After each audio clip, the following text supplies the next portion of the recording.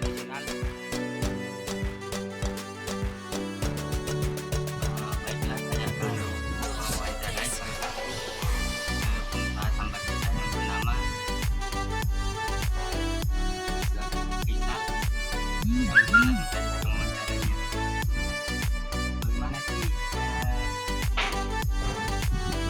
tentang perbaikan kondisi tambak Bapak terjadi tambak?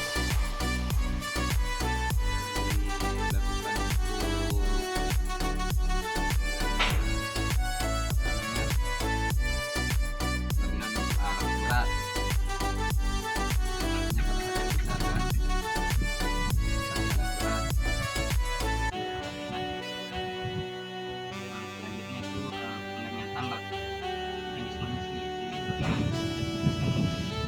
Tetap dilakukan kalau masalah tambak harus ini dilakukan.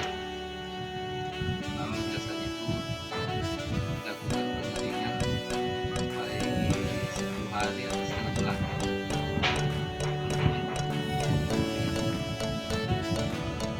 apakah pada saat pengeringan tambak itu Bapak lakukan pembalikan tanah atau tidak? Tidak. Pengeringan top saja. Mengenai pemupukan Setelah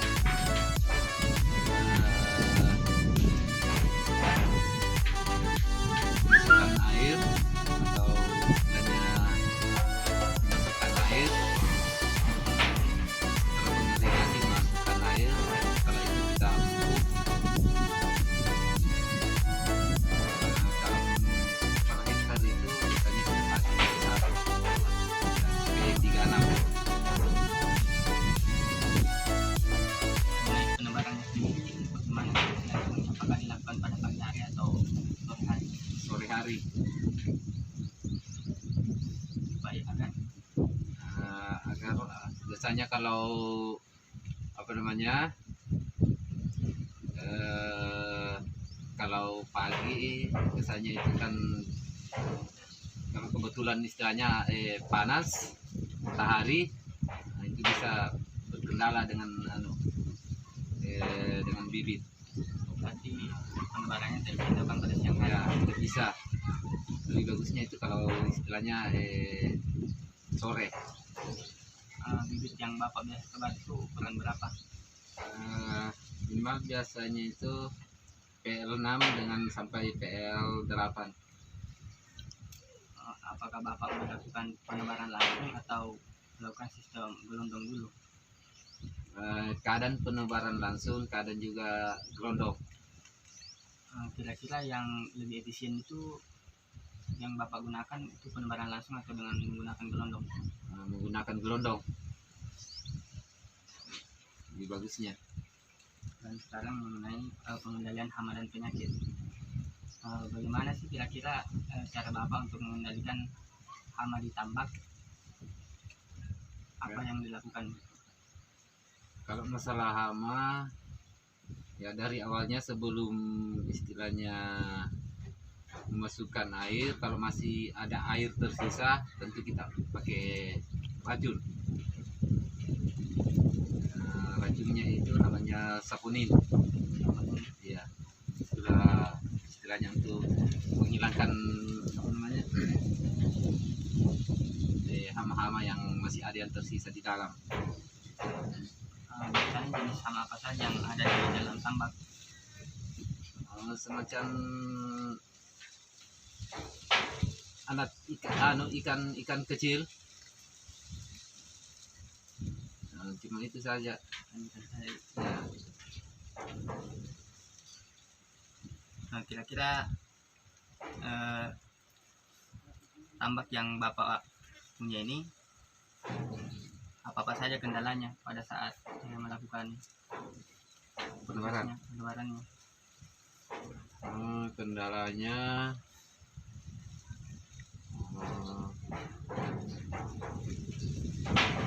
itu biasanya kalau punya kendala dari ada namanya hama, apalagi namanya itu hama weret. juga satu kendala itu. Itu tidak bisa di apa namanya, istilahnya tidak bisa dibasmi setelah berisi di dalam. Jadi hama itu tetap ada di dalam selama proses pembesaran. Iya, tetap. Nah, itu biasa jadi kendala, istilahnya menghambat untuk apa namanya pertumbuhan udang. Pakan yang Bapak gunakan di tambak ini jenis apa? Biasanya pakai Samsung, Ballcoin. Berarti Bapak menambahkan pakan tambahan, yaitu pakan buatan seperti Samsung dan Goldcoin, selain dari pakan alami yang Bapak temukan sendiri. Kalau istilahnya bukanlah istilah bilang pakan tambahan, itulah yang dimaksud pakan tambahan itu jadi pakan asli ya deh. Iya kan, pakan ada pakan aslinya dulu, pakan apa dia anu? Oh, pakan tambahannya, alami ya jelas itulah. Kan macam kalau pakan tambahan kan pakan pendukungnya. Iya. Nah, biasanya kalau kita di sini istilahnya bukan lagi pakan, cuma untuk apa namanya, perangsang. Ya, perangsang.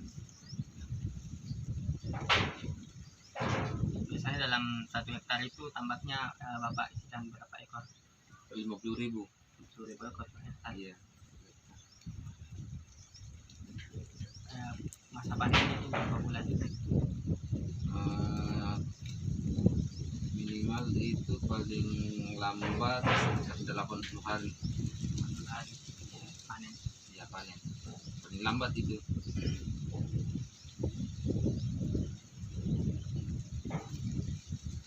Kadang juga itu 70 hari, kadang tidak sampai 70 hari. Tergantung dari apa namanya, pertumbuhannya. Gitu dia. Apakah Bapak tidak pernah mengalami kendala udangnya mengalami kestabilan, meskipun diberi pakan, tapi pertumbuhannya tetap begitu saja? Biasa juga, karena itu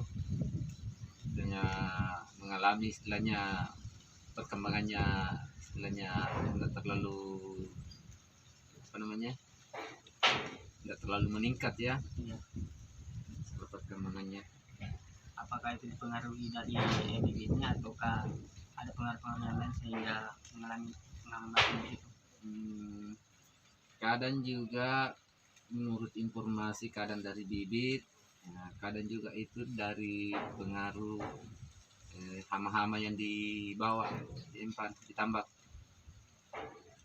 Oh, dalam kata lain berarti bisa kalau cuman hama mungkin bisa dikontrol mungkin hamanya. Ya, bisa. Tapi kalau memang dari bibit memang susah, tidak ada lah, ya tidak ada lagi. Ya, tidak ada. Bapak biasanya mengambil bibit dari mana? Menurut kita.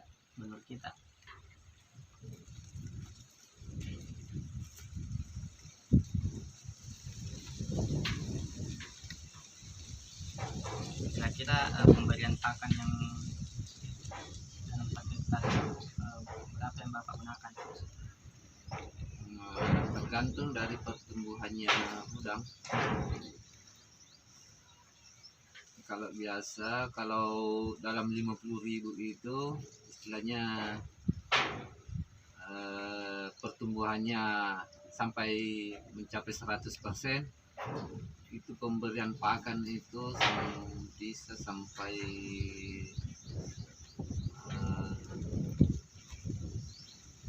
5 kuintal pakan atau setengah ton per hektar.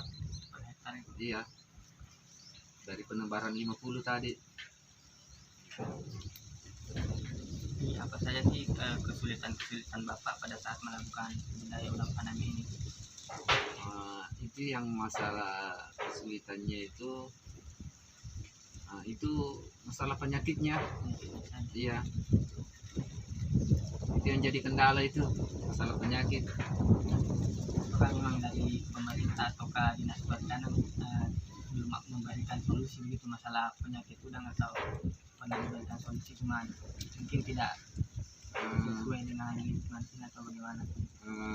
Kalau masalah solusi dari pemerintah sering, tapi sampai sekarang itu belum ada juga yang bisa mendapatkan istilahnya penyakit itu, kalau memang penyakitnya datang.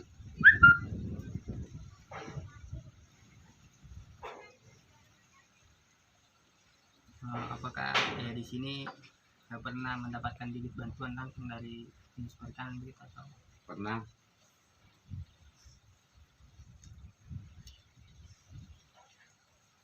Pernah dikasih kalau masalah bantuan. Pernah ya? Iya pernah. Tapi mungkin bibitnya tidak seberapa mungkin ya. Ya begitu, tidak seberapa.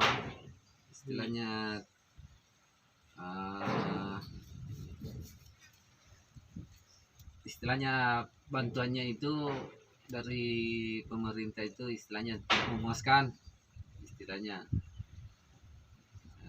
apa namanya, kadang datang bantuan itu tiba-tiba sedangkan lahan belum ada persiapan. Jadi begitu, kalau ada bantuan dari pemerintah itu dianggap saja itu bantuan cuma apa namanya, bantuan sia-sia, ya tidak ada manfaatnya. Kalau Bapak disuruh memilih antara tambak tradisional dengan tambak insentif, Bapak lebih tambak mana? Ya kalau misalnya mau dikasih memilih, lebih baik apa namanya, insentif. Itu dia. Karena pekerjaannya itu istilahnya tidak terlalu rumit, tapi cuma butuh biaya apa namanya, modal yang besar itu. Kendala di modal. Ya, kendala di modal. Kalau mau dipilih ya, kalau ada modal lebih baik insentif dibanding tradisional. Dalam satu kali pasca panen itu berapa kali pengaturan airnya? Kalau biasanya itu sampai 4 kali, 5 sampai 5 kali. Kali pasca panen. Iya. Pengaturan airnya itu dilakukan bagaimana? Apakah ada tanda-tanda dari tambak atau? Iya ada. Istilahnya kalau kita lihat dari kondisi airnya, jelas ada istilahnya apa namanya, ada gangguan sedikit dari udang. Begitu.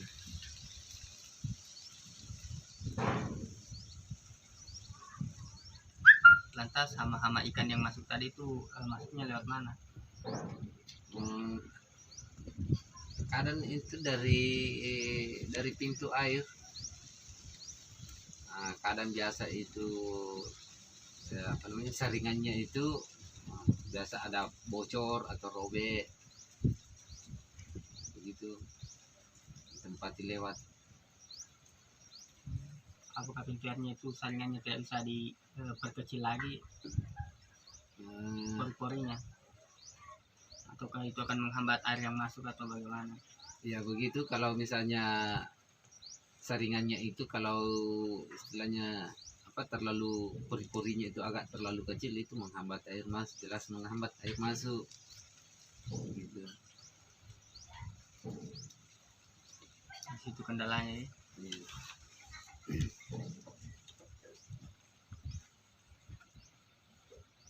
Jadi penggantian airnya ini tergantung dari pasang surut air. Ya tergantung. Nah kalau kita kasih keluar air itu per berapa menit? Air yang masuk begitu.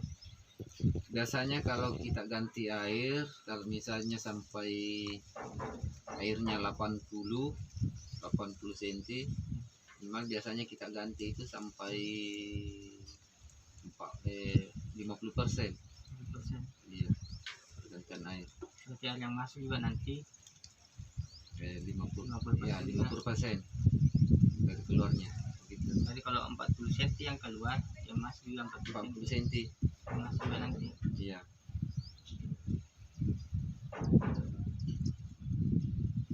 Apakah musim-musim kayak musim hujan begitu tidak menghambat proses budidaya udang ini? Kayaknya lebih bagus kalau musim hujan, istilahnya apa namanya, ada hujan dibanding di musim kemarau. Masalahnya kalau musim kemarau apa namanya,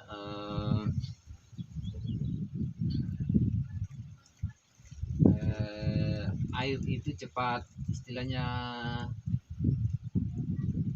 cepat terkuras, habis kan, keluar istilahnya menghilang.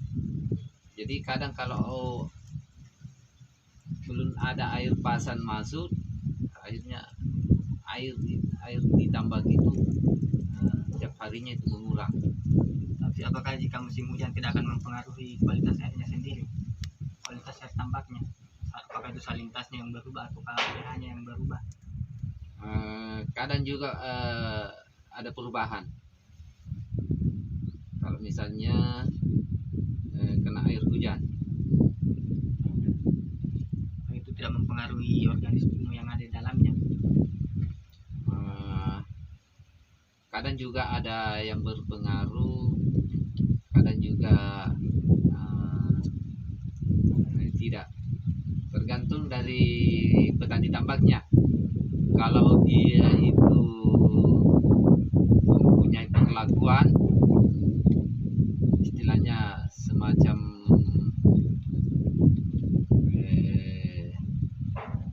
fermentasi yang kita biasa buat, istilahnya ada cocoknya untuk musim hujan dan musim kemarau. Nah, tentu itu kita paketkan.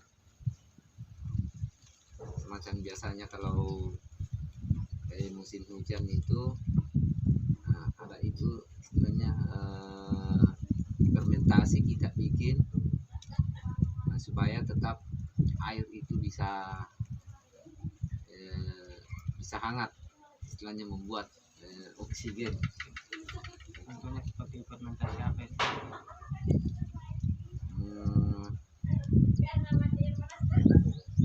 Ya kita yang kelola sendiri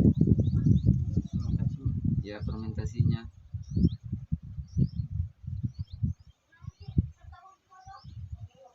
Itu mempunyai bahan baku yang istilahnya mungkin sampai 5 macam bahan bakunya yang kita membuat.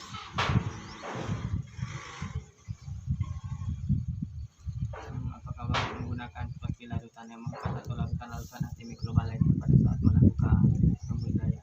Tidak. Kalau untuk saya tidak pernah melakukan.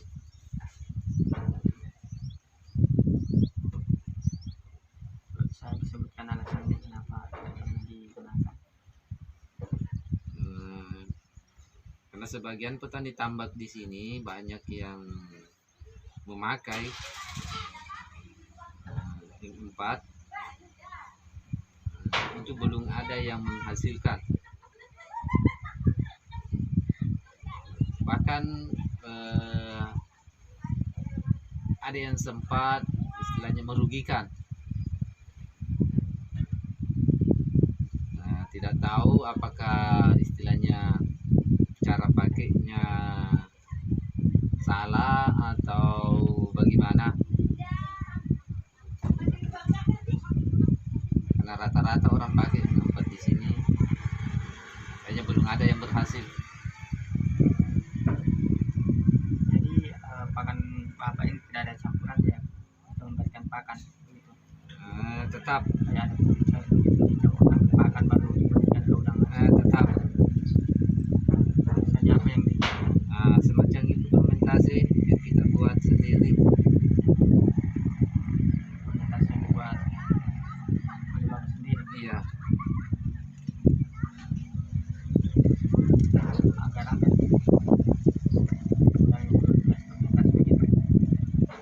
bisa eh, mengurangi, bisa menghambat istilahnya penyakit-penyakit yang ada, istilahnya perkembangannya udang istilahnya agak sederhana, dan itu bisa menghilangkan bakteri jahat di tambak. Nah, fermentasi itu apakah sering-sering dilakukan ataukah ada cara-cara tertentunya? Sering-sering, iya, Jadi campur dengan pakan atau campur dengan pakan.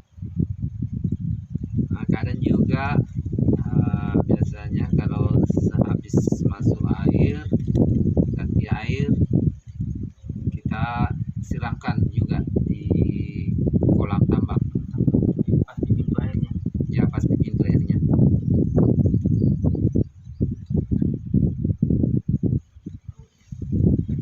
Mungkin itu saja hasil wawancara kita.